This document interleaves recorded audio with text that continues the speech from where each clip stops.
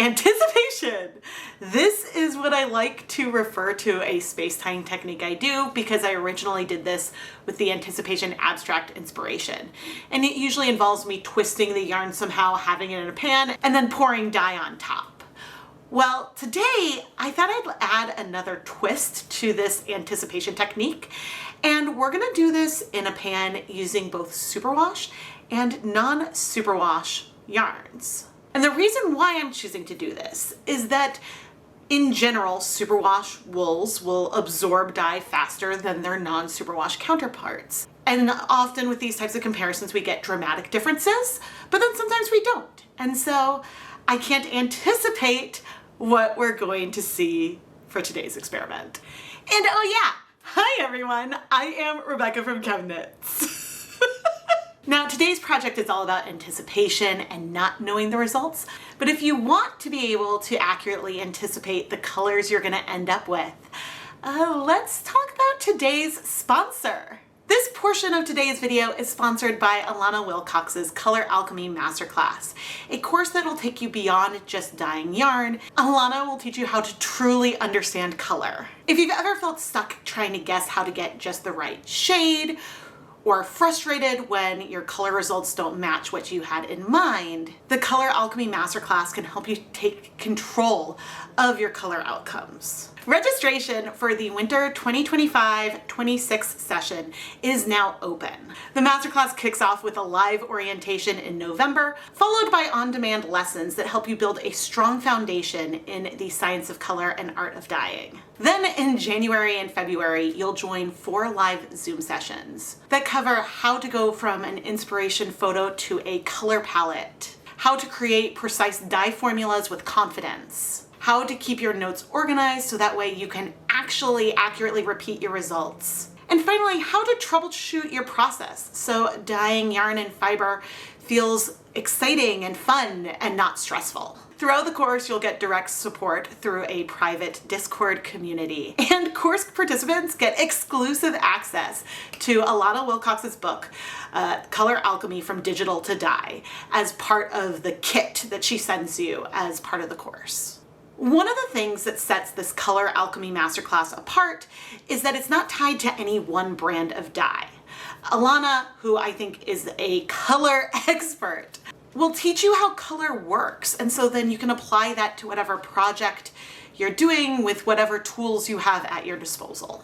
And so whether you are a hobby dyer wanting to create yarn for your own use, or an indie dyer who's starting a business, the Color Alchemy Masterclass can help you feel more confident, consistent, and creative. If you're not quite ready to jump into a full masterclass and want to make sure that Alanna's teaching style aligns with your learning style, Alanna has an on-demand workshop called Creating a Digital Dye Notebook that you can try first.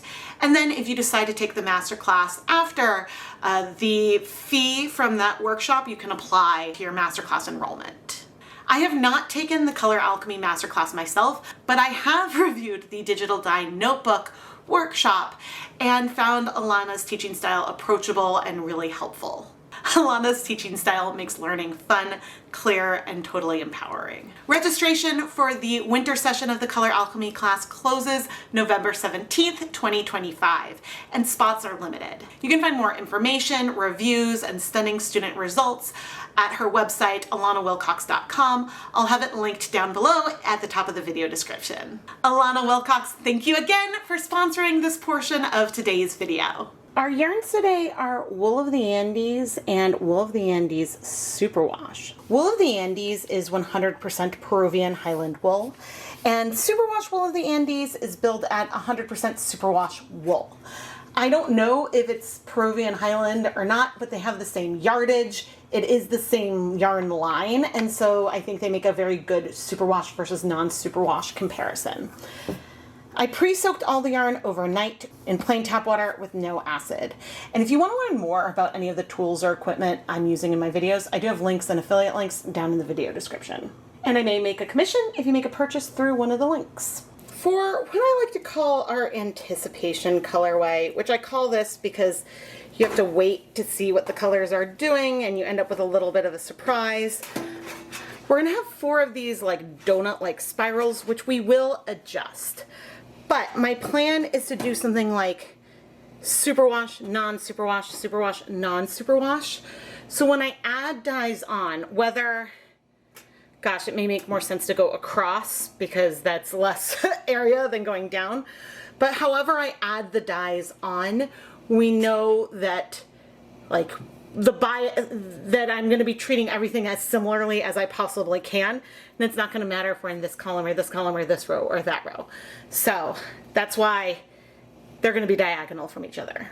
I wanted to create these spirals in the pan for us to dye. And I twisted all of the yarn the same way and then realized that because I'm planning on adding our colors in a bit of a symmetrical way within the pan, so we're treating everything as similarly as possible, I realized that it makes sense to try to arrange the yarn so that it is mirror images of each other. But the twist is all technically the same way, but I guess that doesn't even really matter. We try to treat things as similarly as possible as we arranged it in the pan.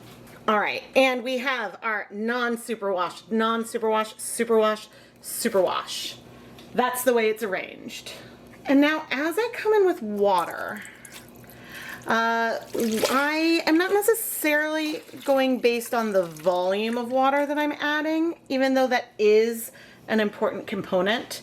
One thing that I'm not sure if you could tell right now, but immediately the water level here was different from in the middle because of the resist that we had there. Let me get some more. Okay, that was 8. And I'm adding more water.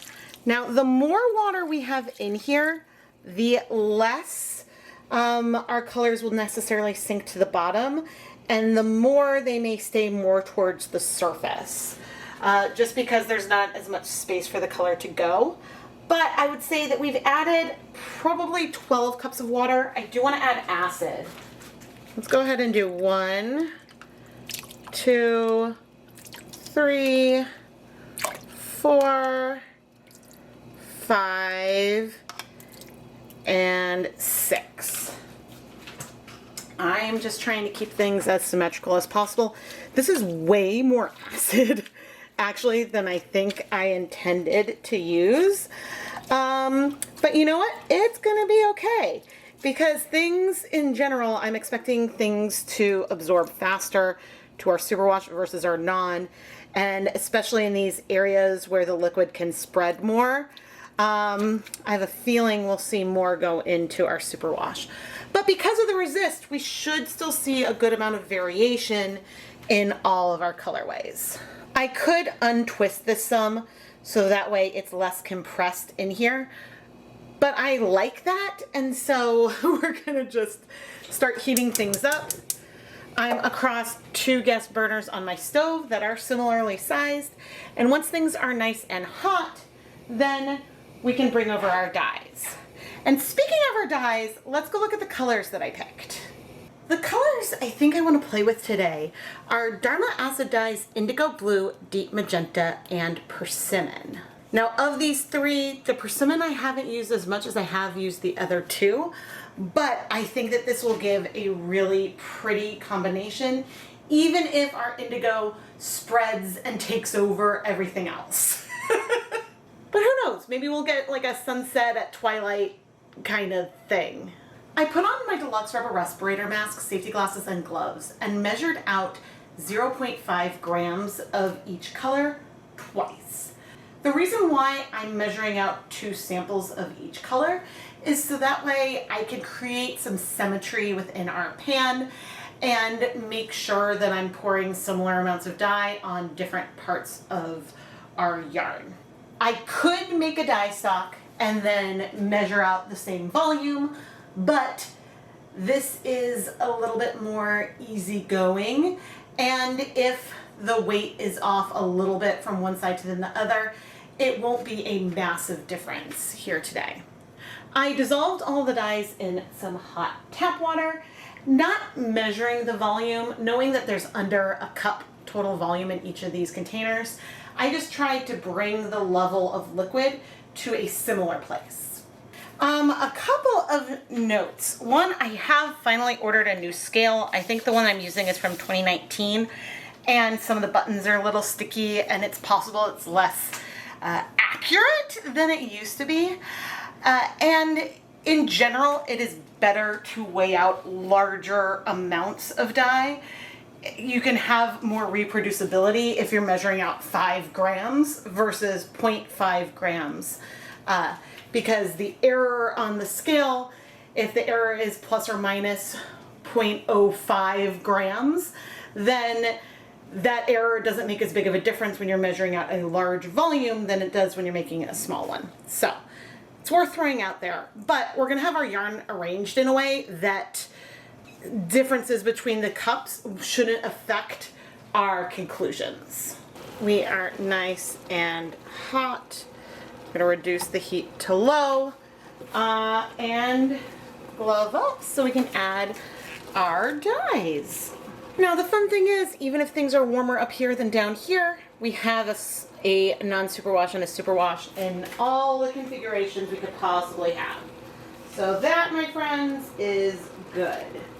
Kind of hoping I don't have the dyes in too much volume, but I'm gonna come across the middle here with our pink, and I'm trying to pour the same amount on both as much as I can, but you can see that, like, you know, here I went further down towards that part. Like, there's gonna be similarities and differences between the colorways, but that would happen even if I was using 4 of the exact same yarn base. I could go and pour the other colors on right away, but why don't we wait 5 minutes just to see what this pink dye is gonna do before we go in and grab our orange. It's really hard for me not to touch things. I love that we have this like one little clear pocket up there. Okay, I'll see you in 5 minutes. I am noticing some differences already. The deep magenta is looking sharper here on our 2 superwash. It's looking softer, a little bit more blown out on the non-superwash, just from like pouring the dye on. This is giving me the hypothesis on our non-superwash that dye is sinking in. Now, deep magenta is one of the colors that I picked for this project because I know it can strike quickly. But now we're coming in with our persimmon, trying to go towards the outside. This color, I'm not sure if it strikes particularly fast or slow. Now I'm trying to do most of my pouring on the yarn, but you may notice I'm doing an effort to try to remove the little bit of white that we had there. Now, does waiting in between adding the colors do anything? Not necessarily, but it could. Because by allowing the color to spread and then absorb, when we go and get the next color, the colors, yes, may mix some in the liquid, but they're gonna layer on independently, which could give us potentially a little more variation. This is looking so cool. I am very curious if we're gonna see like the color average out in a moment. So I'm gonna do the same thing as last time, and we're gonna wait 5 minutes before we come back to add our final color. I see the same thing as last time where our orange looks deeper on our superwash yarns than the non-superwash. And I don't think this is an instance of the superwash yarn absorbing more color, because we're seeing these changes on the top of the yarn where I added the color versus along the edge where it could absorb more color than the other. Okay, and now finally for our indigo blue, I'm trying once again, oops, some of that went through to the other side, to mostly keep it on the surface, trying to cover that. Now don't worry, I know some of this is going to our other yarn, but we're going to be pouring more of this dye on there. And part of the reason why I call this my anticipation technique is that we don't know what's happening beneath the surface, and we're just going to have to anticipate that. Now I am seeing if you're concerned about consistency, some of the indigo go down over here, and also I see some of it coming through up there. This is probably because the water levels have changed over time, but I'm using all of my self-control to not touch things and move the color. It's very hard for me, but I'm doing it. I'm doing it. Okay. Ooh, I think that this would make a stunning gradient or fade. I need to play around with this color combination more. But anyway, I am going to set a timer for 5 minutes. And the reason why I'm not planning on adding more dye or moving the yarn or doing anything really, but after 5 minutes, we have observed differences between the two in the past, and so maybe we'll see that now. I do see what looks like a little more depth on our superwash versus non-superwash right now, but I couldn't tell you for sure. I'm going to be patient. Very, very, very patient, and that is hard.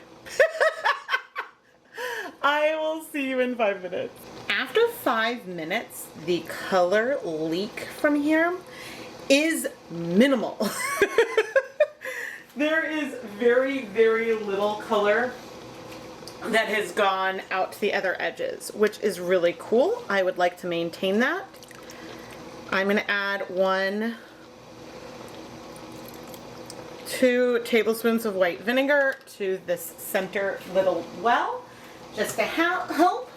We may need to bring in a yarn mop of some kind to help absorb some of that dye that we have in here. I'm going to try so hard to not touch anything. It's going to take a lot of restraint. I will keep an eye on things, but now I'm going to set a timer for 25 minutes and then we'll see where we are. You know, this was pretty good. Okay, I have to say I love this tiny bit of pink that's peeking up there. I don't see it on the corresponding side, but it's beautiful. Oh. Now, I do see, like, we see more blue versus like dark navy indigo on our non-superwash. That is consistent. If I were to hypothesize, and I'm going to turn off the heat and leave everything in here to cool off a bit so that way there's like a hint of blue, tiny hint. Nothing I'd worry about, but I'm going to let it cool before we remove it just because. My hypothesis is that we're going to have more white in these two than we do in those two. But we could have white in all of them. I am so excited, so excited. It is so hard to not touch and move it. But I figure if it's a little bit cooler, it'll be a little bit easier for me to deal with. So I will see you in a little bit. Our yarn may not look any different to you, but I can say that the color in here has cleared. So what we're gonna do now is remove the yarn. And I'm gonna take, ooh, look at that. I'm gonna take one of our superwash skeins first, and it's gonna untwist. Ooh, this is so pretty. As I left it up. Lots of white in here. Oh, that is gorgeous. I love these colors together. Okay, now let's take our superwash. Hey, we still have some white. You know what? We got a lot of white here. I think that what helped us was the fact that we had so much resist and that the colors didn't spread completely throughout the entire pot. I'm gonna have to look at everything laid out. I still think we have more white on our superwash. Look at that color blend. We have less of the indigo persimmon color spread that I was anticipating. This one, it looks like there was a little more down on the bottom.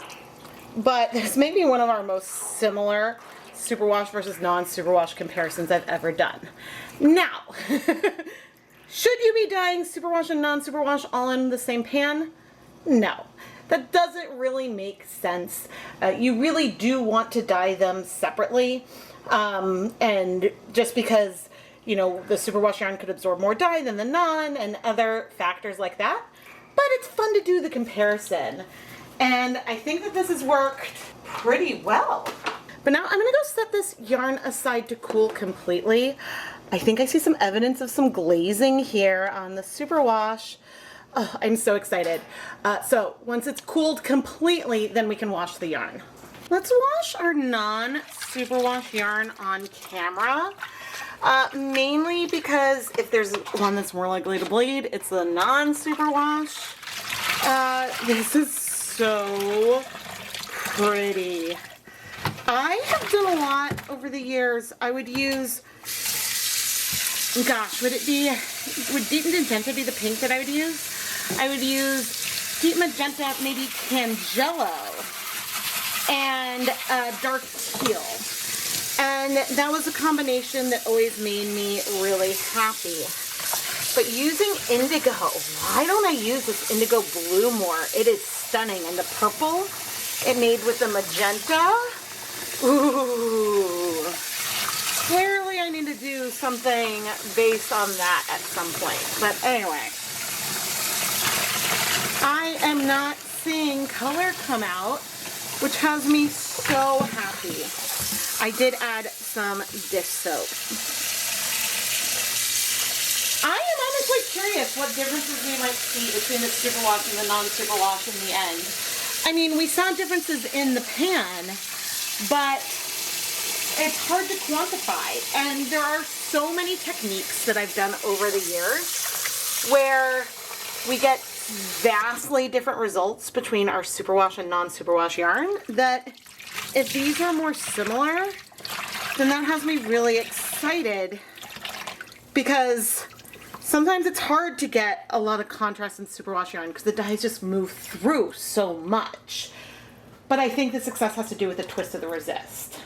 There's another video I filmed but not edited where I did like my shoebox technique, Superwash versus non-Superwash. And there the differences are way more extreme, which there's a roving video like that too that is out already. But anyway, I'm going to very quickly wash the Superwash yarn. Then I'm going to put everything through the spin dryer, hang it up to dry, so we can come and have some conclusions. I can tell the difference between which of these yarns are Superwash and which of them are non-Superwash. Can you tell the difference? Our non-Superwash yarns are right here. Our Superwash yarns are over here. And I think the most telling for the ones that are Superwash are that we have an area on the inside where there's a lot more white. On our non-Superwash yarn, there are some sections of white, but the colors do go through more. And so when you see the white, you see like more of a distinct section versus a larger area that is more pastel, which isn't a bad thing at all. There are absolutely times where having yarn that is Superwash versus non-Superwash can give us a much more drastic difference in the colorways. And these two that I just threw down were dyed with the exact same technique, but the colors struck faster on the Superwash yarn that gives us less blending of the colors overall. I feel like side by side like this, you can really see that difference even more. Now for our resist-based technique, we saw differences as the yarn was spreading in the pan, but because the resist physically prevented the dye from accessing certain areas of the yarn, we ended up with colorways here that feel a lot more similar. And so I think resist is a great way to go if you want to have something with a lot of variation on your non-Superwash yarn, because a lot of times colors will continue to spread and blend. But if you have something physically preventing the colors from moving, then you can end up with a lot of variation. I would like to thank Alanna Wilcox again for sponsoring a portion of today's video. Registration for the Winter 2025-26 session of the Color Alchemy Masterclass is now open through November 17th, 2025. And you can find more information at her website, alannawilcox.com. I'll have links down in the video description. Alanna, thank you again. Once again, we have our Superwash and our non-Superwash. I am amazed. We do have a little bit of purple, but there's really not much. I do really want to take these same 3 colors and blend out some kind of gradient, whether on a sock blank where I blend to get some purple intentionally, or just a colorway on yarn. I think it is such a fun combination, and indigo, I need more of you in my life. I am Rebecca from ChemKnits, and if you want to see me do some more superwash versus non-superwash comparisons, I would love to do that. Another set of yarns that I've thought about doing this with would be like Swish DK and then Merino Style DK. Both of those are merino wool, one's superwash, one's not, but I don't know if they have the same construction in the same way as the Wool of the Andes line. So if you have other suggestions of pairs that would work well together, please let me know down below. I think I need to revisit like dip dyeing superwash versus non-superwash, because that's something else where you can really feel the difference because you're seeing how quickly the colors are binding to the yarn. But anyway, please subscribe and turn on notifications so you never miss a new video. I am Rebecca from ChemKnits, and thank you so much for watching.